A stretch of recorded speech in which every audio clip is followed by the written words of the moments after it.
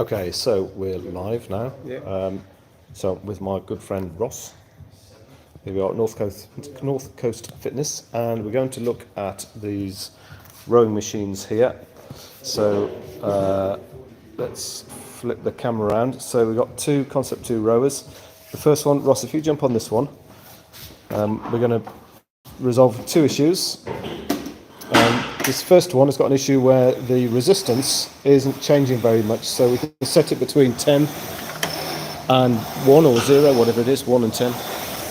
And actually the resistance, the feel of it doesn't change very much. The reason is that these holes are all blocked up with dust. So we're going to sort that out. Other than that, this row is in good shape, but the other row behind, this light grey one, this one coincidentally is not so bad when it comes to the resistance, but we've got a lot of slack on the chain. So Ross, if you pull this one, what you can see on this one is a big sort of bow wave here on the chain. On the return stroke, we've got quite a lot of slack on the chain. So we're going to resolve that and put that right. So let's go back to this black one first. We'll pick that up. So what we need to do, Ross, is remove the 4 screws here which are holding the front cover on, and we'll take that off, and I'll position the camera here so we can see what's going on. There we are, just like that. So for this one we're going to get Phillips number 2 screwdriver and slacken off all of these screws and remove the screws to get the front cover off. So while Ross is doing that then, the principle of how this is working is that the resistance you get on these machines is generated purely by air. So in other words, we've got airflow that's going in through the front grille there, and it's being pushed out through this grille around the circumference. So it's a bit like a kind of vacuum cleaner, I suppose. As you draw air in there, the resistance you feel as you're pulling on the handle, which is connected to the fan inside that you'll see in a minute. If you've got lots of airflow, you'll feel lots of resistance.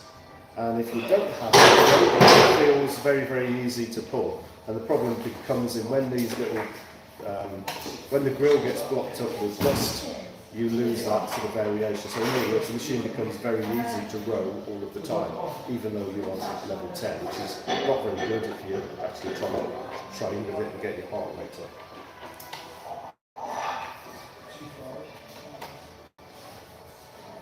So once these 4 screws are out, the next thing we're going to do is find the clip which is there for the grill and loosen that up.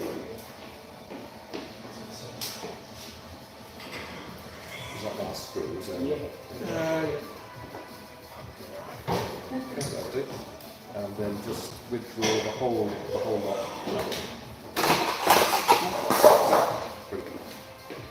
So straight away you can see on here, look, see how it's starting to get clogged up with dust.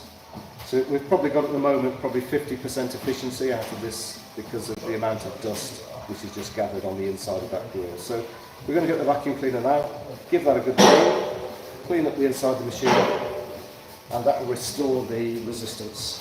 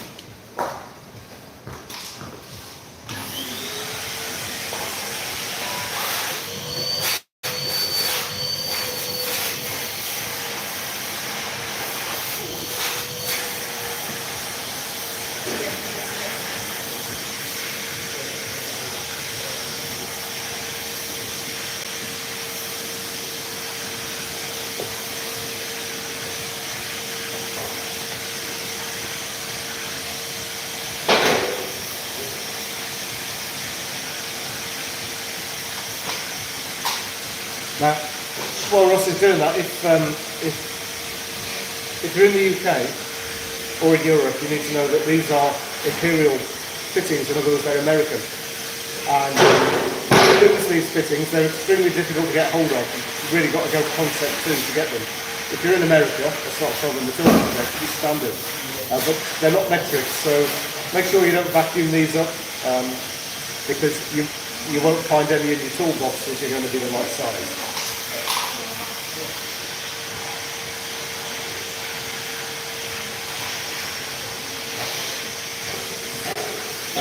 How's that looking? Is that all right? Okay. So give that bit vacuum out.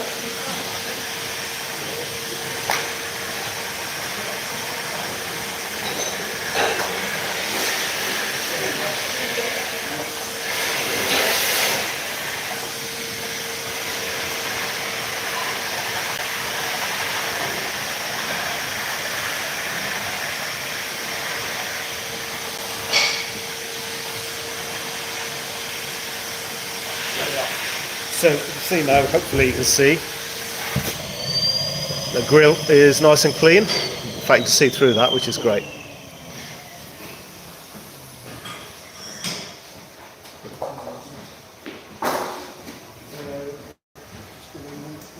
Yep, you can give that a bit of a wipe over, that'll be fine.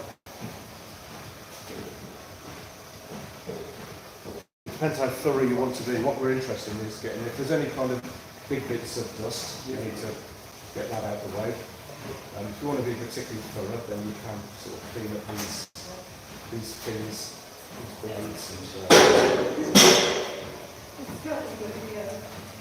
particularly the edges. So if you're going to do this, you need to make sure that you clean up the edges, because otherwise you get little specks of that. Then you put it back together and flip straight up out to the inside again. So you want to carry on doing that then, Ross, and then we'll give it a quick vacuum out afterwards. This is kind of belt and braces.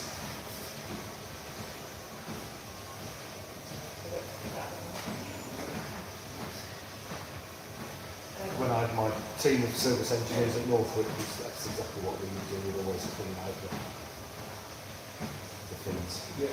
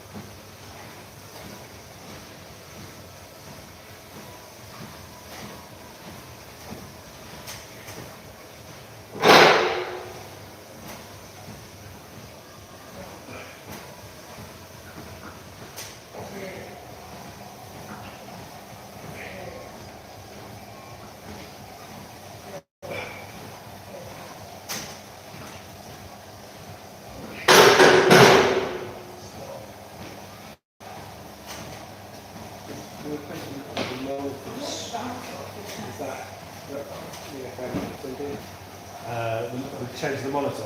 Yeah, that's pretty straightforward. They're all fitted with this PM5 monitor these days. So, the one over there, the light grey one, we've got a PM3. That's obsolete now. So when that goes faulty, you'll just replace it. And again, on the old monitors, you had to set them up according to which machine it was as well. So you'd have to go into the settings on these, and you order it according to which machine you're going to put it to. So it's kind of out of the box, ready to go on.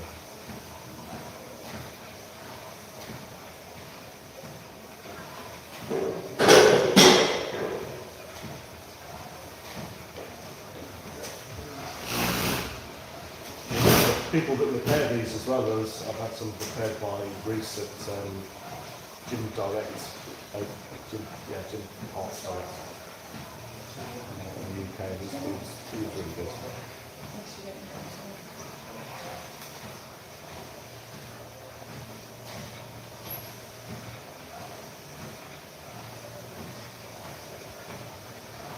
No, it's Jim Fit, not Jim Potts, it's Jim Fit.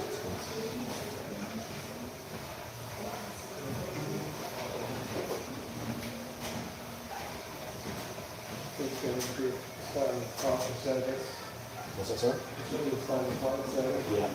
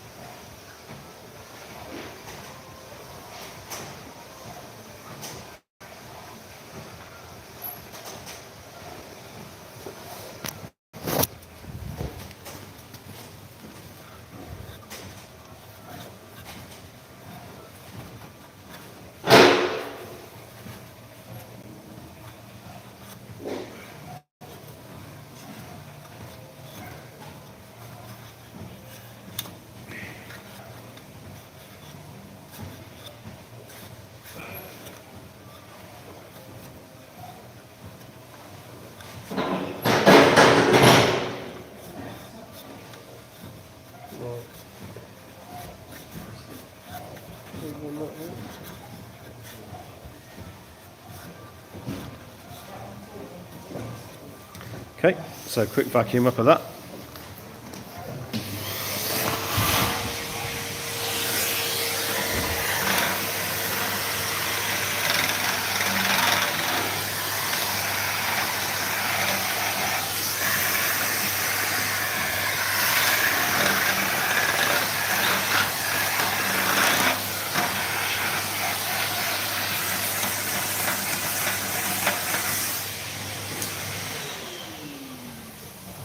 We're good. And then while we're here, we might as well put a little bit of Brunox into the bearing just to rejuvenate that grease a little bit.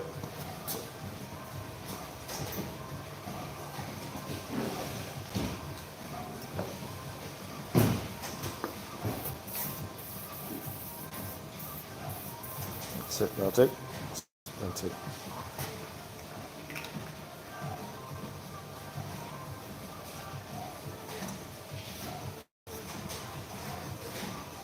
Wonderful, and then we can put the cover back on. So the trick that works for me with putting the cover on is not to worry about the grill at the moment. We'll fit that last. Yeah.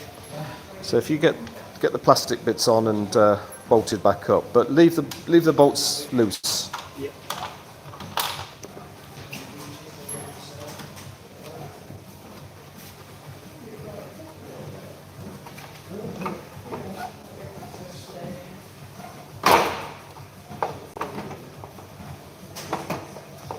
So the reason it works for me is leaving that loose.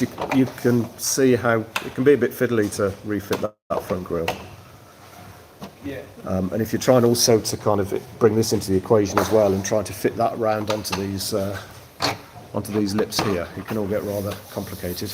I mean, you can do it, but this for me is the easiest way.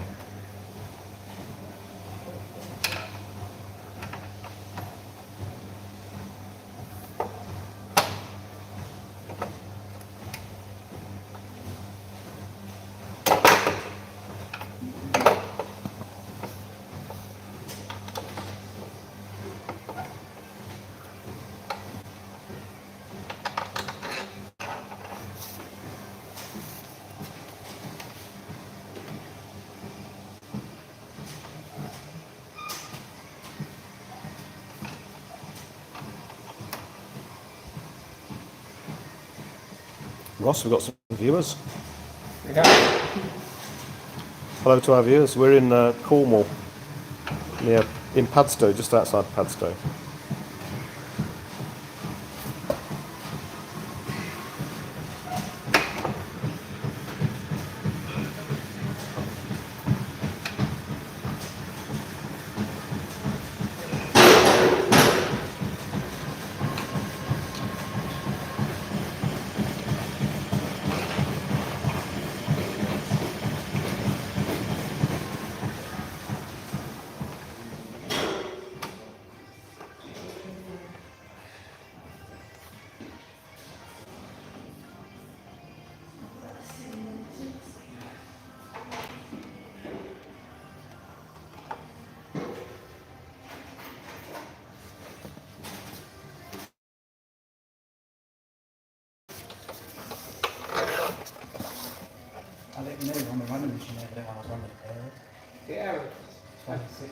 Okay, I'll come and have a look at it.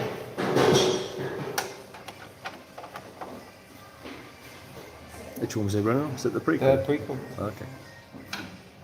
Right, there we go. Okay, good. So this then, the grill, we can now sort of slot this through. So if you get the screw that, the end that hasn't got the screw on, you kind of feed it through like that, and then on the inside all the way around.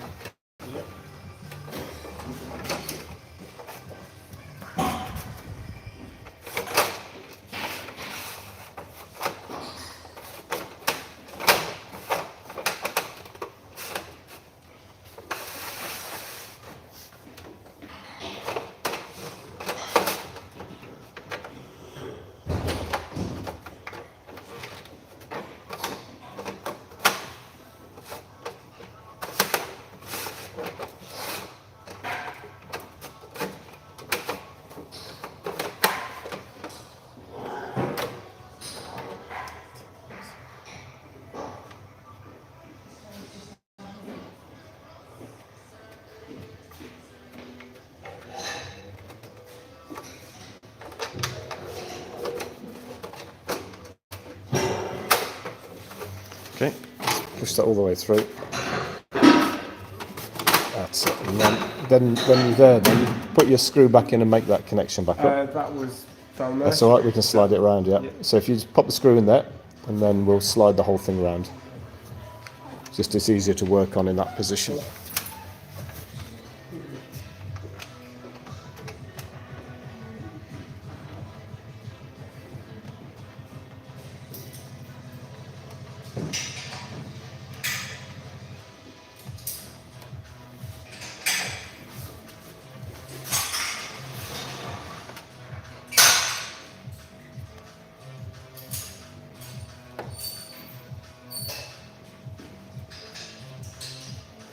Okay, that'll do. And then just slide the whole thing round now.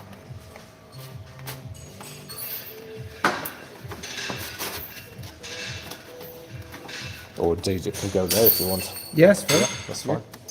So when you get to that point, you can now just tighten it all up, tighten the four up, and then just nip up that last one. That's the final part of the job.